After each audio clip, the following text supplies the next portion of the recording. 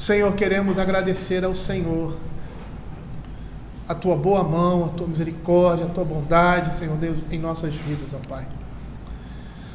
Porque até aqui, e com certeza até o nosso último dia nesse mundo, o Senhor estará nos sustentando, Pai.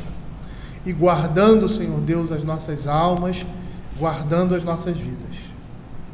Nesse momento agora, que é um momento de exposição da Tua Palavra, te pedimos, ó Pai, para que o Senhor seja misericordioso, magnificente, falando ao coração da sua igreja, Pai.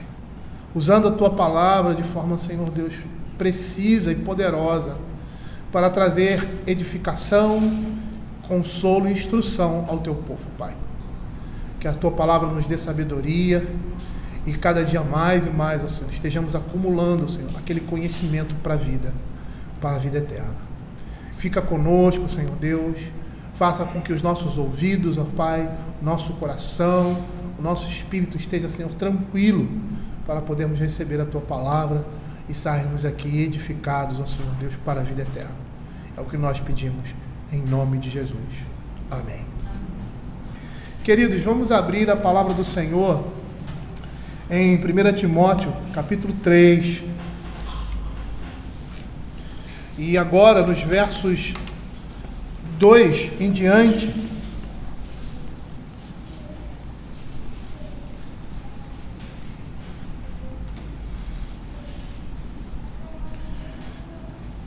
nós vamos fazer a leitura até o verso 7, que vai falar sobre presbíteros, apesar de hoje acho que a gente vai ficar só no verso 2.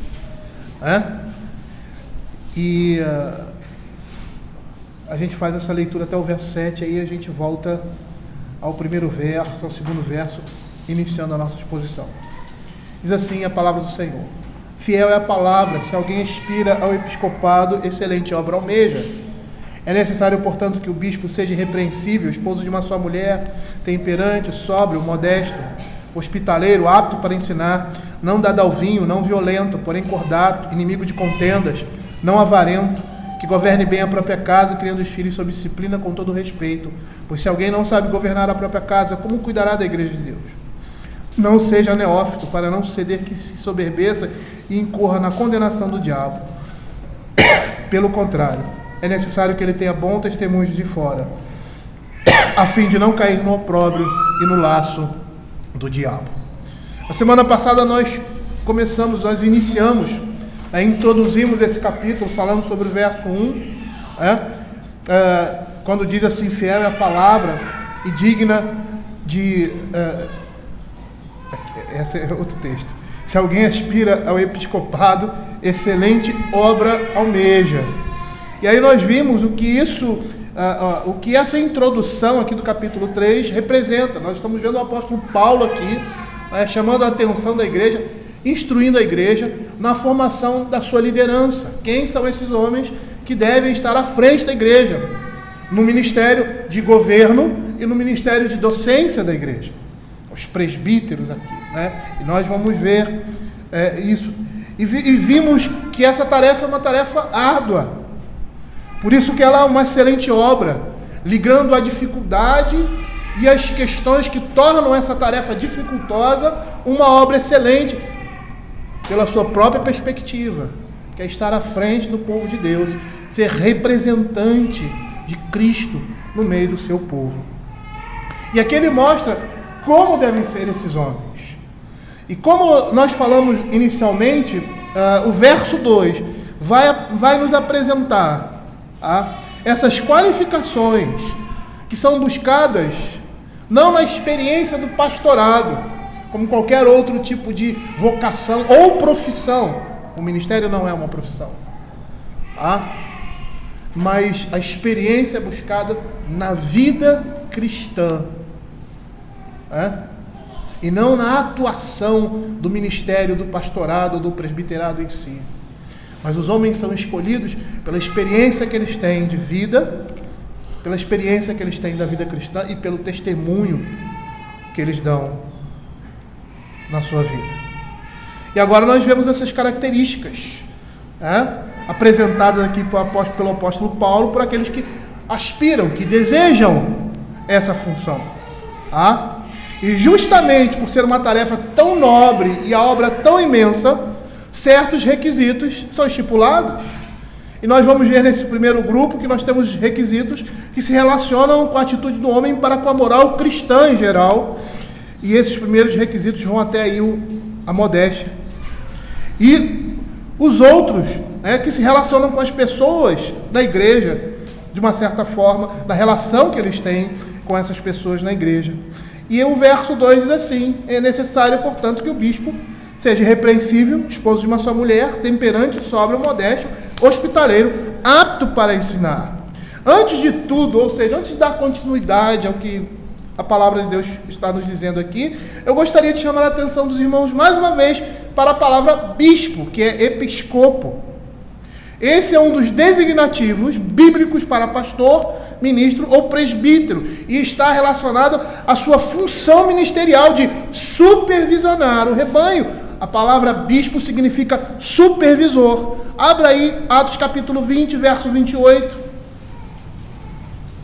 Paulo está saindo daquela região de Éfeso, e lá no verso 17 ele diz que chama os presbíteros de Éfeso para uma conversa. E lá no verso 28 ele diz assim: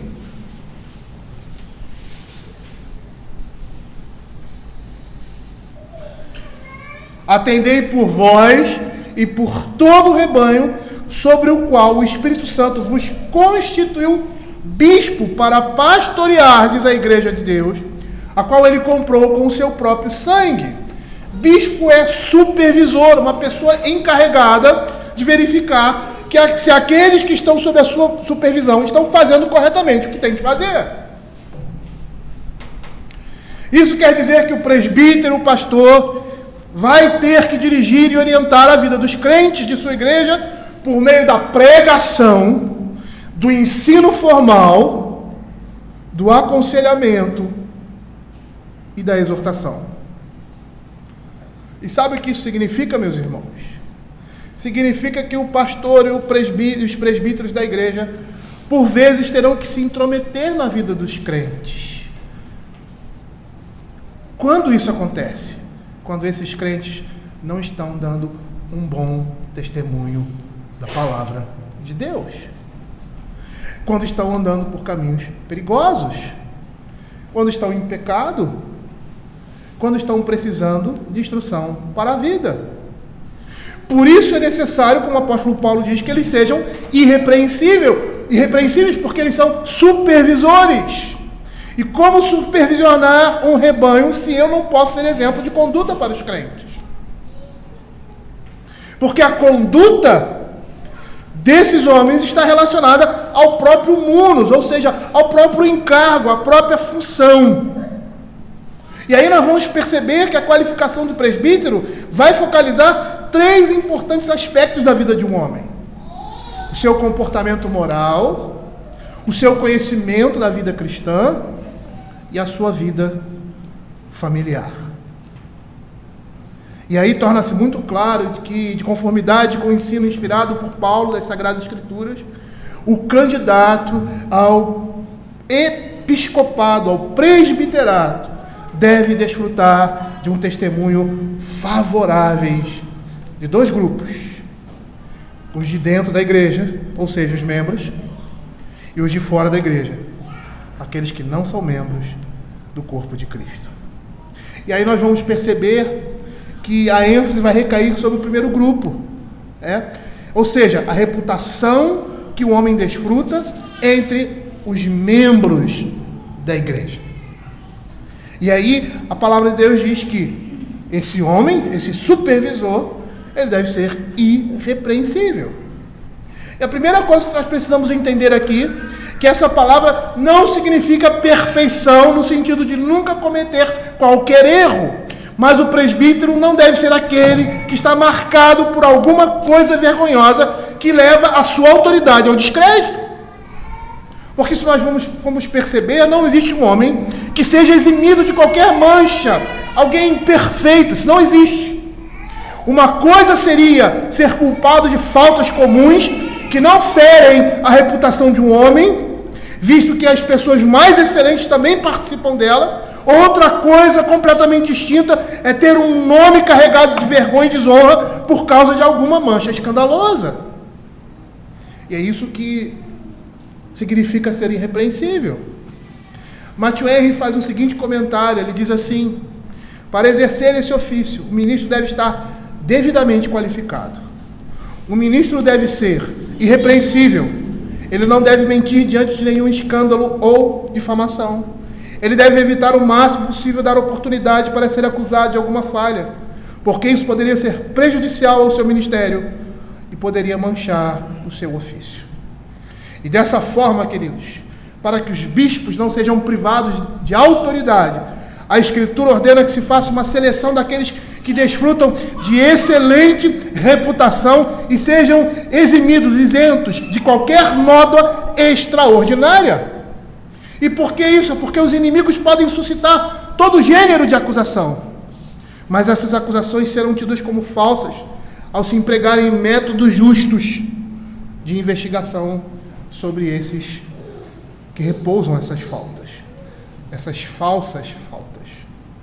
Nós precisamos entender que a Escritura aqui está chamando a todos aqueles que aspiram ao ofício a examinarem atentamente a sua própria vida. Ao meu ver, essa primeira qualificação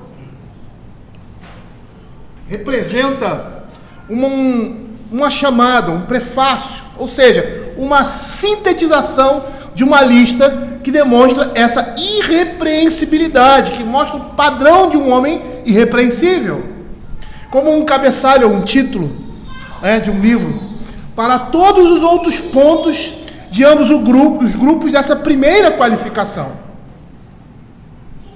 E aí nós estamos vendo aqui, nós fizemos essa divisão na primeira exposição, qualificações que estão relacionadas à vida dele na igreja, a sua postura, e aquelas que estão relacionadas ao seu relacionamento com a igreja como um todo. Uma coisa que nós nunca podemos pensar é que esse padrão é exigido somente para os presbíteros. Eu já ouvi muito isso. Não. É o padrão para os homens da igreja de Cristo. Nós devemos olhar a Escritura e perceber nessas coisas o padrão de Deus para as nossas vidas, dos quais os presbíteros devem ser os primeiros. Se nós olharmos o sentido literal dessa palavra, irrepreensível no original, literalmente significa não tirar proveito. E daí tem um sentido de irrepreensível ou inexpugnável, que resiste a qualquer investida, que não se pode reprimir. Uma pessoa irrepreensível é uma pessoa que não se entrega fácil a essas coisas, que podem manchar a sua reputação e a honra de Cristo em sua vida. E aí, os detalhes com respeito à pessoa irrepreensível são estes que se seguem. São esses que a Escritura coloca aqui: esposo de uma só mulher, temperante, sóbrio, modesto, hospitaleiro, apto para ensinar, não dado ao vinho, e assim se segue. Como eu disse, essa expressão que seja irrepreensível é uma chamada para mostrar que essa irrepreensibilidade se manifesta nesses quesitos. E o primeiro, esposo de uma só mulher. E aqui nós temos algumas possibilidades de interpretação desta frase. A primeira, que o bispo não deveria ter se casado pela segunda vez, nesse caso, tenha se divorciado e casado outra vez.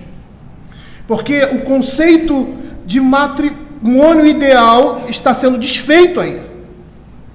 Porque a palavra de Deus diz que os dois são uma só carne.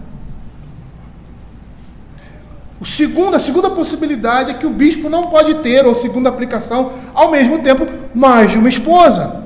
E aí seria a poligamia. O bispo poderia ter uma esposa de cada vez, no caso ser viúvo e casar-se novamente. E por que isso? Porque Naquele tempo, a poligamia ainda era praticada e representava o estigma de um homem impúdico, ou seja, de um homem lascivo, que não observava a fidelidade conjugal. Nos dias de hoje, nós não temos a poligamia, mas temos o divórcio por qualquer motivo, que representa a dureza no coração do homem. E nessa perspectiva, a Escritura afirma que o matrimônio é algo que o homem deve levar até a morte. Abra Romanos capítulo 7, verso 2. Olha o que a palavra de Deus diz. Ora, a mulher casada está ligada pela lei ao marido, enquanto ele vive. Se o mesmo morrer, desobrigada ficará da lei conjugal. Olha o que Mateus capítulo 19, verso de 3 a 6 vai dizer. Diz assim: vieram a ele alguns fariseus e o experimentaram, perguntando: é lícito ao marido repudiar sua mulher por qualquer motivo? Então respondeu ele: não tendes lido que o Criador desde os princípios fez homem e mulher, e que disse: por essa causa deixará o homem pai e mãe, e se unirá à sua mulher, tornando os dois uma só carne? De modo que já não são dois, porém uma só carne. Portanto, o que Deus ajuntou, não o separe o homem. Somente a infidelidade conjugal seria motivo para um divórcio. Hoje as pessoas se divorciam por qualquer motivo. Incompatibilidade de gênios. Seria um designativo para coisas supérfluas. Como acontecia no tempo do Senhor Jesus. É lícito repudiar as nossas esposas por qualquer motivo? Olha o que Mateus capítulo 5, verso 31 e 32 vai dizer. Aquele que repudiar sua mulher, dele carta de divórcio.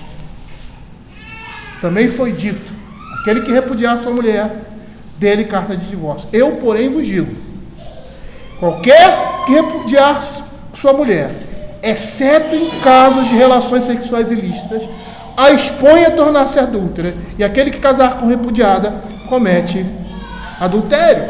Ou seja, o que nós estamos vendo aqui? Nós estamos vendo que o bispo deve apresentar esse ideal bíblico de matrimônio. Ele deve ser exemplo para a comunidade cristã. Isso significa que um bispo ou ancião deve ser um exemplo para os demais na fidelidade à sua esposa. Nos nossos tempos, não seria um bom exemplo um presbítero ou pastor que tenha passado por vários matrimônios? E principalmente por essa chamada incompatibilidade de gênios.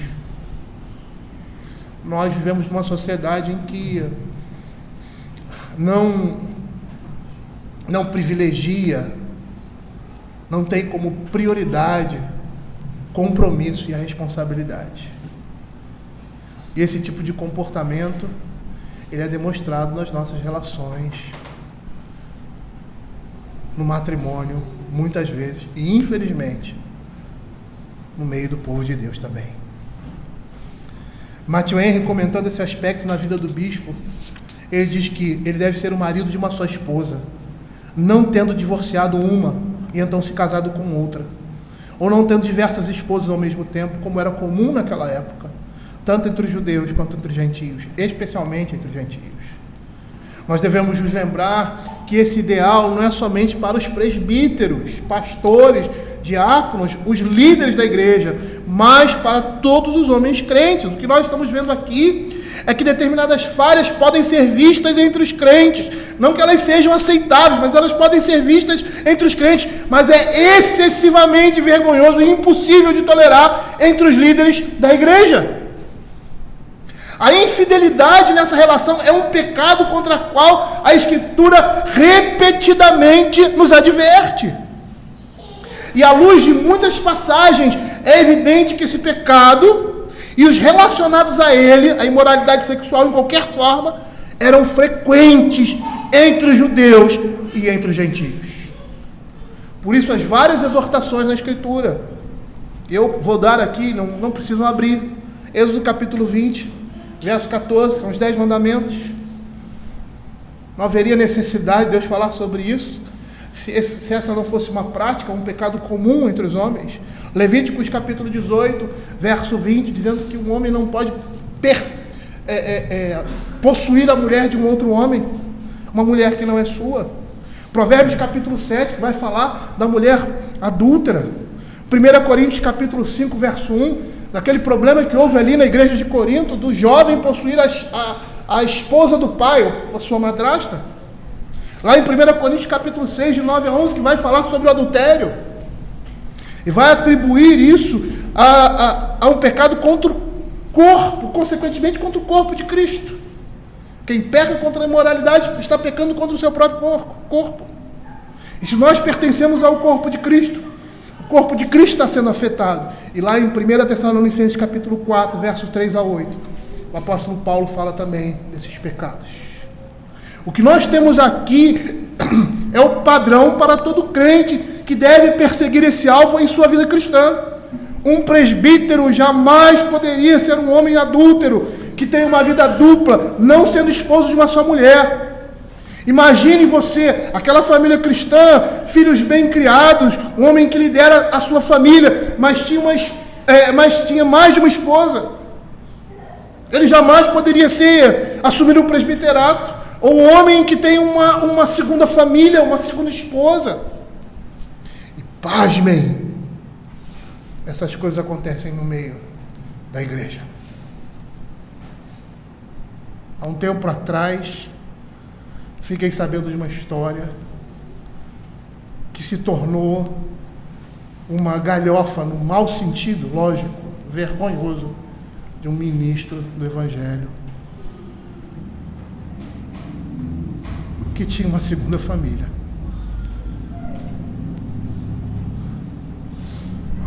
Ele foi descoberto, não porque ele falou, e que tinha filhos dessa segunda família. E quando a gente olha e pensa que nós estamos distantes disso, nós não estamos distantes. Se nós não tomarmos cuidado com as nossas vidas, essas coisas vão acontecer, como já estão acontecendo no meio do povo de Deus. O apóstolo Paulo diz: vigiai e orai para que não entreis em tentação. A Escritura fala isso. Mostra a nossa fraqueza. E é muito fácil, às vezes, nós apontarmos, porque muitas vezes isso representa uma vida descompromissada com o Evangelho. Representa frouxidão. Representa falta de compromisso. E muitas vezes vivemos isso sem perceber. Sem perceber. Eu não quero aqui julgar ninguém, mas eu me lembro de Davi. O tempo que ele passou morto, ou seja, adormecido, melhor dizendo, no seu pecado. E nós achamos que essas coisas não podem acontecer conosco. Lê do engano. Se um homem como Davi caiu da forma como caiu, um homem como Salomão, que cai no mesmo pecado de ter muitas mulheres, consequentemente se desvia do Senhor, você acha que com você vai ser diferente? Não, não vai. Por isso que a Escritura mostra esses exemplos, para que nós olhemos pessoas melhores do que nós, mais santas do que nós, e que caíram, para que nós olhemos para essas coisas, e os nossos olhos não estejam nas pessoas, mas no Senhor. No Senhor. O sentido dessa passagem é simples. Um bispo ou ancião deve ser um homem de moralidade inquestionável, que seja inteiramente fiel à sua única e exclusiva esposa, e que, sendo casado, não se põe, segundo o costume dos pagãos, em relação imoral com a outra mulher. E aí, nesse contexto, o adultério e a poligamia estão incluídos no mesmo pecado de imoralidade. Porque por mais que a sociedade institua, e naquele tempo havia essa instituição legal da poligamia, não se enganem, é a lascívia e o desejo imoderado, incontinente no coração do homem que tenta tornar essas coisas aceitáveis e aprazíveis na sociedade. Mas tanto um quanto o outro estão manifestando a lascívia, o desejo imoral, o mais que seja chancelado por uma sociedade. Isso é pecado diante do Senhor. William Hendricks, ele dá o exemplo de Áquila como evidência de ter sido fiel à sua única esposa e da bela harmonia que entre ele e sua esposa Priscila, inclusive em assuntos religiosos, tinha. O exemplo que ele dá de irrepressibilidade nessa área. Áquila. Eu me lembro certa vez com um amigo nosso, muito querido, missionário, conversando eu não sei se foi numa escola dominical ou num bate-papo comigo. Ele me contou de uma situação inusitada em uma tribo indígena no Brasil. Ele é missionário na Amazônia, e esses índios tinham a prática da poligamia. E eles estavam evangelizando aquela tribo, por muito tempo. E o objetivo deles era que os índios, após abraçarem o evangelho, que fora pregado por anos naquele lugar, tivessem suas próprias lideranças, pastores, presbíteros e diáconos. E ao expor esse texto à comunidade indígena, os chefes da tribo chegam à conclusão que não iriam levantar liderança enquanto a nova geração não surgisse, agora com uma união monogâmica, como a Bíblia assim diz. E aí a gente olha, por mais que eu não veja dessa forma, mas é a forma como o mundo vê os índios como selvagens, um texto que ia dizer que era o bom selvagem, a selvageria que eles podem ter é semelhante à nossa, porque demonstra o pecado no coração deles. Mas esses homens, que não têm a tecnologia, o avanço tecnológico, ao se depararem com a palavra de Deus e com esse impedimento, eles se submetem a esse impedimento e dizem: aqui só se levanta a liderança quando homens capacitados estiverem prontos. E eles têm liderança, eles tinham os seus líderes no meio do povo de Deus, ali naquela tribo, homens crentes que foram impactados pelo evangelho e agora demonstram claramente pelo seu entendimento da palavra de Deus que isso é realidade na vida deles. Quando ele me falou isso, eu fiquei assim, estupefato e feliz, porque não é o nosso comportamento. Por causa de amizade, por causa de afinidades, nós passamos por cima de algumas coisas. Mas nós não podemos fazer isso. Não é a nossa perfeição que está sendo manifestada aqui. É a perfeição de Cristo nas nossas vidas. Porque se fosse a nossa perfeição, tudo isso aqui seria o contrário. Seria tudo o contrário do que está sendo dito aqui. Mas não é a minha imagem que está sendo manifestada aqui, mas a imagem de Cristo. E é Ele quem nos sustenta. nas nossas dificuldades e nas nossas falhas. Esposo de uma só mulher, temperante. Essa palavra aqui no original está relacionada àqueles que se utilizam do vinho de forma moderada, ou seja, uma sobriedade oposta à embriaguez. E se nós formos olhar a cultura daquele tempo, a cultura grega, presente ali, o vinho era utilizado, até mesmo em festas religiosas, para levar as pessoas à embriaguez. No grego helenístico, poderia se referir a um estado de abstinência do vinho temperante, como também a completa clareza mental e bom juízo que daí resultaria. E aí a gente olha para esse tipo de virtude, né, de característica temperante. E aí você vê um líder que entende tudo errado. Você fala uma coisa, ele entende outra. Que leva tudo como ofensa, sempre desconfiado das pessoas. O homem temperante é uma pessoa comedida, que apresenta comportamento contido, moderação nos gestos, abstendo-se de prazeres pecaminosos.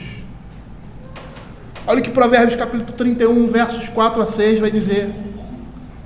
Não é próprio dos reis, ó Lemuel, não é próprio dos reis beber vinho, nem dos príncipes desejar bebida forte, para que não bebam e se esqueçam da lei e pervertam o direito de todos os aflitos. Dai bebida forte aos que perecem e vinho aos amargurados de espírito. Eu estava conversando com o Rodrigo ali fora sobre isso. Às vezes a gente olha o texto bíblico e a gente interpreta ele de uma forma completamente equivocada. Um anacronismo, né? A gente interpreta a Escritura com os nossos olhos de hoje. Mas naquela sociedade ali, o vinho era tão forte, eles misturavam com água, né? E ainda era forte. Era uma bebida comum, era a nossa água. Isso, nossa água. Ou Coca-Cola, ou refrigerante, quem gosta de tomar. Essa era a bebida constante deles. Aquela região era uma região em que a água era extremamente escassa. A gente sabe, tem mais petróleo do que lá do que água. E eles matavam a sede com vinho e leite. Não consigo entender um homem matando a sua sede com vinho e com leite. É nesse contexto. Aqui não há uma proibição de beber vinho, mas é a questão da sobriedade. É uma coisa que nós vamos falar mais adiante. Por isso que ele usa essa palavra temperante, para demonstrar uma pessoa moderada, comedida, que apresenta um comportamento contido. E essa palavra estava ligada à sobriedade, por quê? Porque o excesso de vinho fazia com que o homem perdesse os seus freios. Por isso que o apóstolo Paulo vai: não vos embriagueis com vinho, mas enchei-vos do Espírito. E essa palavra é tirada desse contexto para mostrar alguém cônscio, comedido, moderado nas suas atitudes. E a gente vai perceber que o texto vai nos mostrar que os que são fracos não conseguem conviver com a realidade e os problemas e buscam fuga nessas coisas. Eu, sinceramente, quando eu vejo esse texto e esse entendimento na Escritura, eu não consigo perceber isso. Porque foge à minha realidade. Às vezes, quando você vivencia isso na sua família, ou próximo de você começa a entender. E eu conheço muitas pessoas que estão tristes. Às vezes você vê isso nos filmes, né? Os filmes policiais. O final do filme policial, quando eles vão, como é que se diz? Se livrar das suas mágoas, eles vão para o bar beber. Provavelmente para esquecer. Mas é interessante que muitas pessoas se utilizam desse artifício. Às vezes querem esquecer dos problemas, querem esquecer das dificuldades, se entregam à bebida, porque não conseguem conviver com a realidade. O homem intemperante é aquele que consegue viver com essas coisas, conviver com as dificuldades, conviver com os problemas e não buscar uma fuga nessas coisas ou em qualquer outra, mas vão buscar no Senhor, a sua palavra, aquilo que devem fazer e a forma como devem agir. Uma pessoa equilibrada em suas ações, é isso que representa, que apresenta uma estabilidade mental ou emocional, um comedimento, uma moderação, prudência. Essa palavra se refere ao autocontrole necessário para um ministério eficaz. Percebam um líder que não tem essas qualidades. Uma pessoa desequilibrada, imprudente, o estrago, instável, o estrago que vai fazer na vida de uma igreja. E eu sei que nós temos exemplos variados por aí, que podemos observar de pessoas que estão nessa condição e são desqualificados por causa disso. Mas essa palavra também pode estar relacionada a alguém que é mediador, aquele que encontra soluções para desacordos entre os irmãos, quando os demais recursos fracassam. Perceba a importância sensível na vida da igreja de homens que se exercitam nessas virtudes. E eu quero trazer aqui algumas palavras que estão no mesmo nível semântico, ou seja, no mesmo nível de significado dessa palavra. Temperante, autocontrole, autodomínio, comedimento, compostura, continência, critério, despojamento, discrição, equilíbrio, frugalidade, juízo, lhanheza, ou seja, afabilidade, candura, moderação, modéstia, prudência, respeito, sensatez, seriedade, simplicidade, sobriedade e virtude. Veja, imagine um pastor que não apresenta, um presbítero, um oficial de igreja que não apresenta essa qualificação. E a questão aqui não é que jamais possamos agir desse modo, sem tempero, não. A ideia aqui, não é uma pessoa que nunca vai agir assim, porque nós somos pecadores. E muitas vezes nós vamos agir dessa forma. O grande problema para um líder é ser assim, intemperante. É ter esse comportamento como uma característica da sua personalidade. É incompatível com o ministério. A palavra temperante, sóbrio e modesto, elas estão relacionadas. Elas estão diretamente relacionadas, elas são praticamente sinônimos que vão estender o significado para outras áreas. O sóbrio é aquele autocontrolado, é aquele moderado. O modesto é aquela pessoa bem comportada, serena, de comportamento ordeiro, no cumprimento dos deveres e no ordenamento da vida interior. Não é um esbanjador, nem alguém que ama o luxo. É moderado no uso do uso que faz as coisas. E nós vamos perceber, como eu falei, que são extensões de significado da palavra temperante. Sóbrio e modesto. E é interessante porque na língua hebraica isso era muito comum ser chamado de hebraísmo, por mais que haja aí uma descrição de várias virtudes, mas era muito comum na língua hebraica se repetir uma característica para dar reforço a esse significado. E aqui nós temos isso de uma forma tríplice: temperante, sóbrio e modesto. Às vezes você vê na escritura assim, firmes e inabaláveis, é a mesma coisa.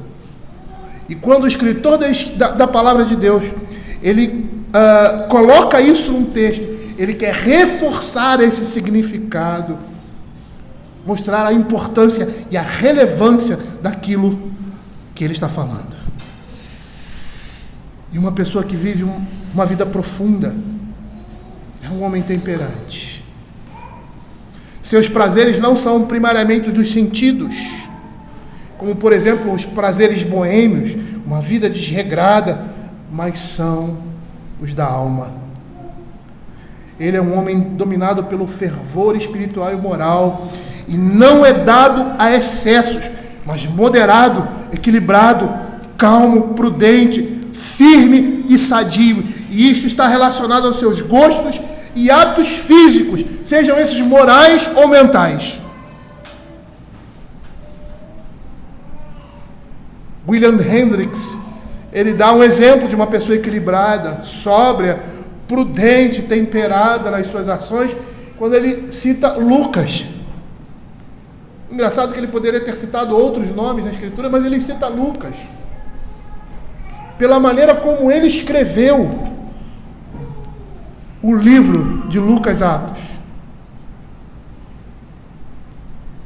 que alguns dizem que é uma obra só, em 2 momentos: o Evangelho e aquilo que vem depois do Evangelho, ou seja, os atos de Deus por meio dos apóstolos. Ele diz assim: igualmente a mim me pareceu bem, depois de acurada investigação. Mostra um homem que não é precipitado, mas cauteloso, prudente. Depois de acurada investigação de tudo desde a sua origem, dar-te por escrito, ó excelentíssimo Teófilo, uma exposição em ordem dos fatos que são narrados ali. E o início dessa narrativa demonstra isso. Agora é interessante nós percebermos que mesmo os que não são contados entre os crentes, não são todos desprovidos de virtude. O Senhor é misericordioso. A graça comum alcança os homens também. E aí nós vemos um exemplo de temperança, de moderação, de prudência, no escrivão de Éfeso, lá em em Atos capítulo 19, verso 35.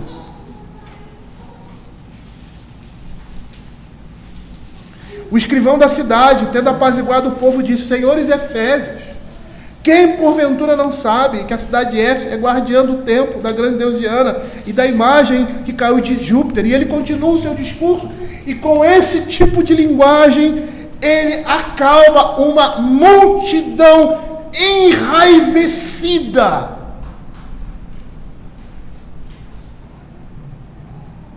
É esse tipo de prudência que um ministro, que um presbítero deve apresentar.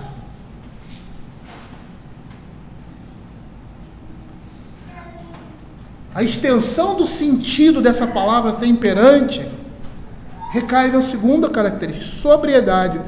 Sóbrio seria a extensão desse sentido.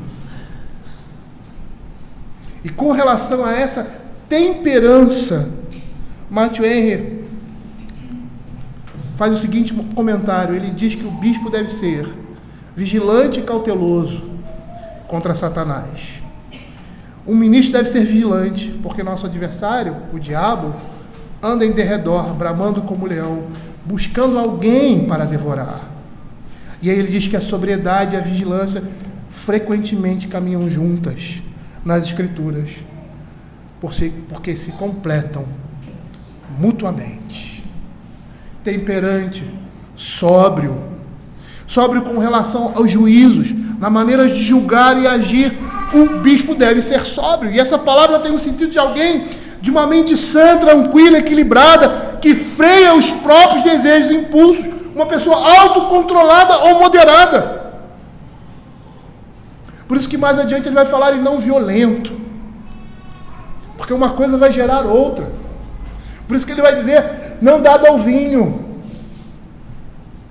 porque a sobriedade que a palavra de Deus está apresentando aqui mostra você tendo o controle, ou melhor, o Espírito Santo tendo o controle das nossas vidas. O domínio próprio. Não vos embriagueis com vinho, mas enchei-vos do Espírito. É como se eles estivessem dizendo assim: não se deixem controlar por essas coisas, mas sejam controlados pelo Espírito Santo. É mais ou menos isso que Paulo vai dizer ali em Efésios capítulo 5, verso 18. O homem sóbrio é aquele que tem domínio próprio, é sensato, que age com cautela, que é precavido, que é prudente, que não se deixa dominar por impulsos repentinos sobre os quais não tem controle. E toda vez ele tem que voltar atrás no que disse ou pedir desculpas, porque ultrapassou o limite, falou demais, falou besteira, ofendeu, magoou.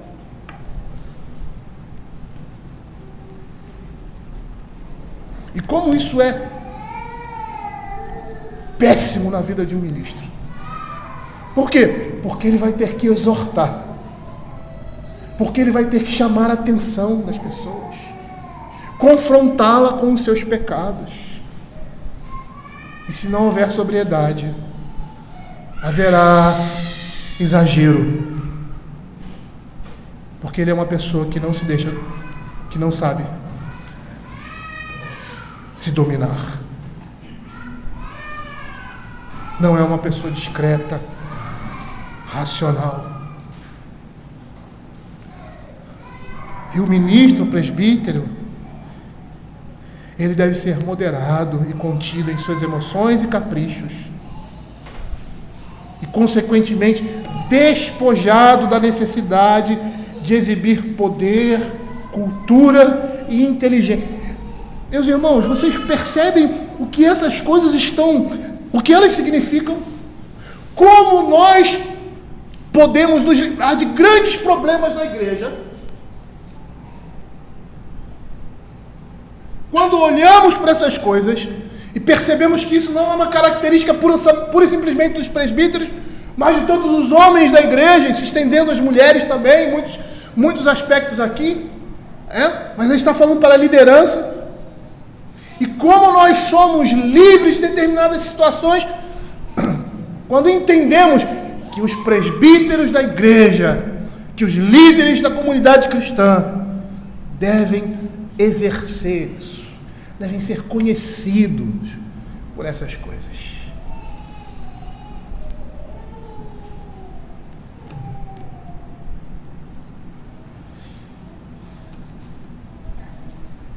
E aí, dentro desse contexto, essas pessoas não estão dispostas a aceitar determinadas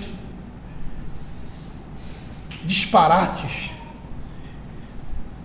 com relação ao ensino, com relação a comportamentos que estão sendo disseminados, como no caso aqui de Timóteo, pelos seguidores do erro em Éfeso.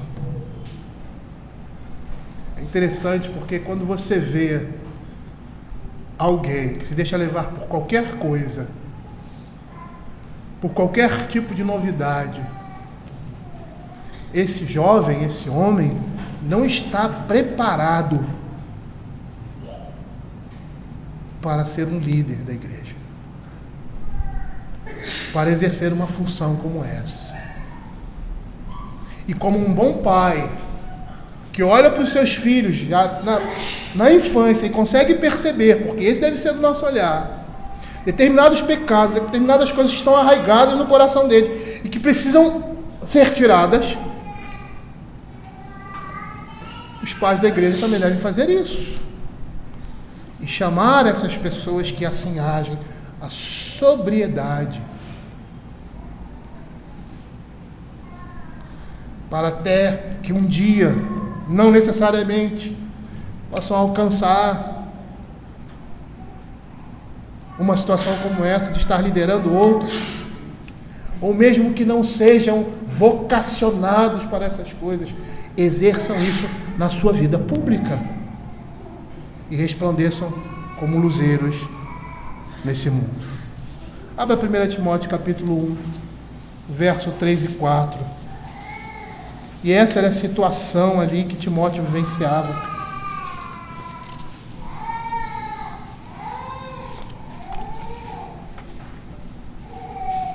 Quando eu estava de viagem rumo à Macedônia, te roguei permanecesses ainda em Éfeso para demonstrares a certas pessoas, a fim de que não ensinem outra doutrina, nem se ocupem com fábulas e genealogias sem fins, que antes promovem discussões do que serviço na fé.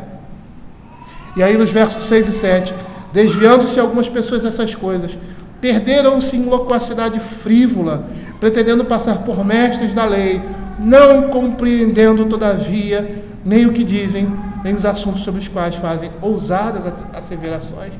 Percebam que essas pessoas, elas declinam de uma forma impressionante, porque mostram falta de sobriedade, temperança, e caem em coisas terríveis, esdrúxulas, que a gente olha e vê como que essa pessoa chegou nessa situação. Mas não pode ser assim entre nós. Não pode ser assim entre nós.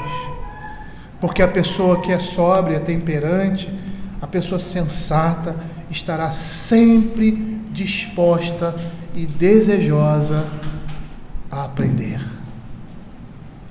E um exemplo de um indivíduo assim é Apolo. Ainda que ele fosse um homem eloquente e conhecedor da Escritura, mesmo assim se dispôs a ser instruído por Priscila e Áquila, a fim de aprender o caminho de Deus de forma mais acurada. Abram aí Atos capítulo 18, versos de 24 a 26. Diz assim: nesse meio tempo chegou a Éfeso um judeu natural de Alexandria, chamado Apolo, homem eloquente, poderoso nas Escrituras, era instruído no caminho do Senhor e, sendo fervoroso de espírito, falava e ensinava com precisão a respeito de Jesus, conhecendo apenas o batismo de João. Ele, pois, começou a falar ousadamente na sinagoga, ouvindo, porém, Priscila e Áquila, tomaram-no consigo e com mais exatidão lhe expuseram um caminho de Deus. Não se fala muito sobre Apolo, nem sobre Priscila e Áquila, além do que nós vemos na Escritura. Mas se ele era um homem que estava na sinagoga, e o próprio texto vai mostrar, era uma pessoa que tinha autoridade. Não era qualquer um que falava na sinagoga. Ele deveria ser reconhecido como um mestre na igreja, como alguém que tinha um conhecimento, como um fariseu, um doutor da lei, um mestre na comunidade judaica. E Apolo parece ser esse. E olha a humildade, a sobriedade dele. Um homem que estava ali expondo as Escrituras. Duas pessoas, provavelmente romanos, ou judeus romanos, prosélitos. Priscila e Áquila são nomes romanos. Apolo também. E aí esses dois o chamam na comunidade. E olha, eu vou explicar para você a humildade desse homem em ouvir. Eu não sei se esse contexto que eu estou desenhando seja um contexto preciso, mas o que nos parece é que esse homem era um exemplo de sobriedade, temperança e modéstia, porque ouviu aquelas pessoas instruindo-os no caminho que ele, como mestre, ainda não tinha conhecimento. William Barclay, apesar de não ser um teólogo reformado, eu gosto dos comentários dele, escorrega em algumas coisas. Ele diz assim: o homem que é sóbrio é aquele que tem cada parte de sua natureza sob um perfeito domínio. O que quer dizer que o homem que é sóbrio é aquele em cujo coração Cristo reina de maneira suprema. E aí nós temos a modéstia, ou seja, o modesto. Parece que essa virtude é o reflexo externo das virtudes anteriores. Um homem modesto é alguém que é bem comportado, sereno, de comportamento ordeiro no cumprimento dos deveres e no ordenamento da vida interior. Ele não é um esbanjador, nem alguém que ama o luxo, mas moderado no uso que faz das coisas. Um homem modesto em sua conduta exterior pressupõe sobriedade e temperança na sua vida interior. E o bispo deve ser um homem de excelência moral interior e de uma conduta externa bem ordenada. Uma pessoa organizada e ordeira é alguém que se porta de forma decente e honesta. E essa virtude descreve uma vida cuja é formosa e em cujo caráter todas as coisas harmoniosas se combinam e se integram.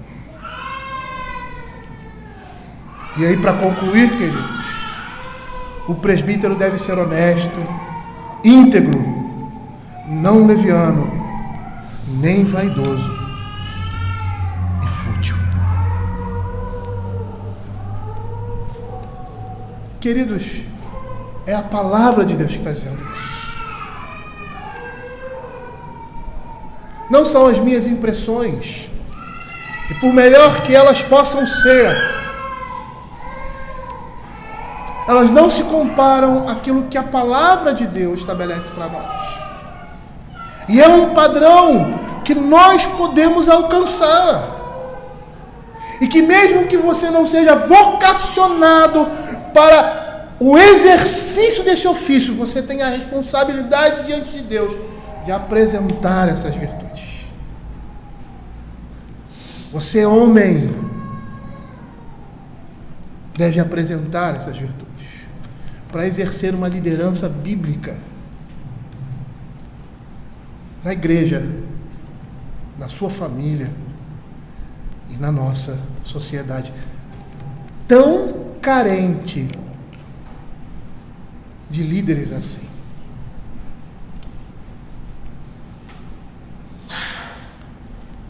E é o Espírito Santo de Deus que nos capacita a isso. E é o Espírito Santo que levanta homens assim.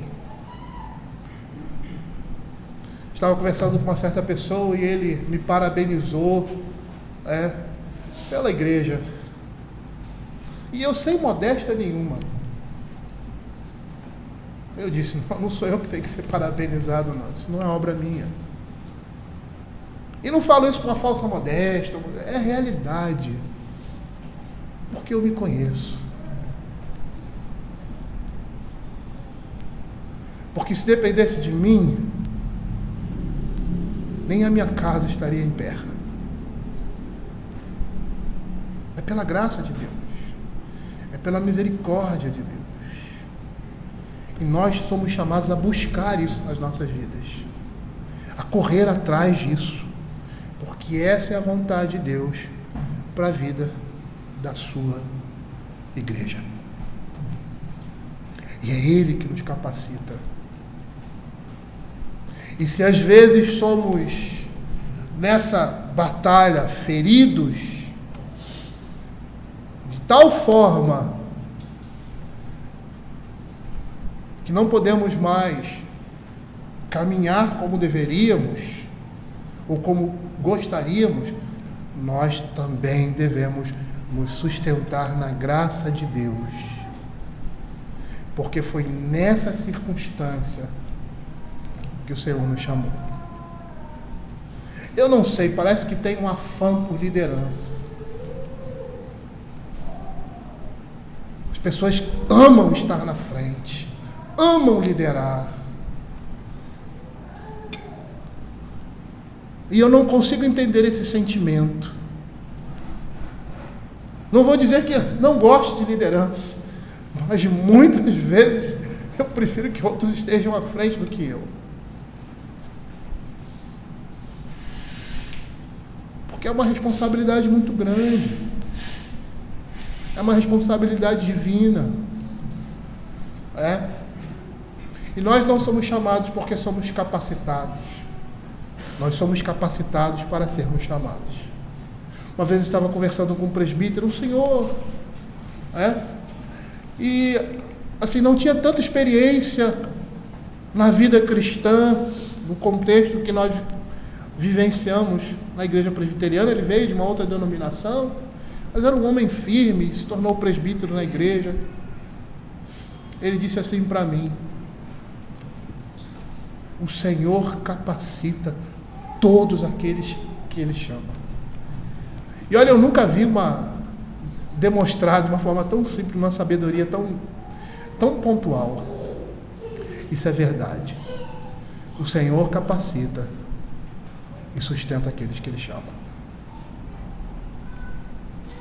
E é somente por Ele, pela graça dEle, pela misericórdia dEle.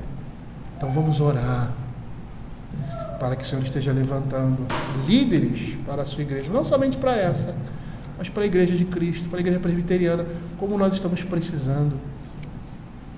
Cadê os homens da igreja?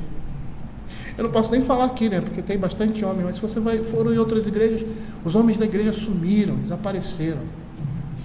Não querem assumir liderança, não querem assumir determinadas circunstâncias, ou situações em que eles terão que assumir um papel de estar à frente, conduzindo.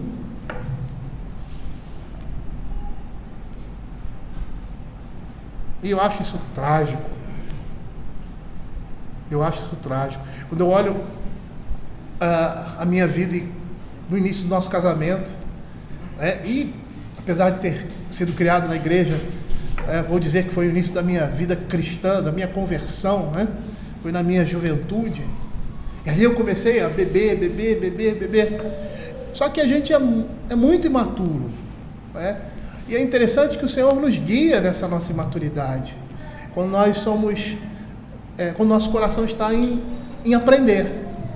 E uma das coisas, eu olho para trás e fico pensando: como é que eu fiz isso, cara? Como é que eu pensava desse jeito? É a graça de Deus. E eu olhava para a igreja e não via homens. Eu falei: eu quero ter filhos homens. E eu orei por isso, porque eu quero que eles assumam a liderança da igreja. A igreja está precisando de homens, de presbíteros, de pastores, de oficiais, de pais. E o Senhor me deu 3.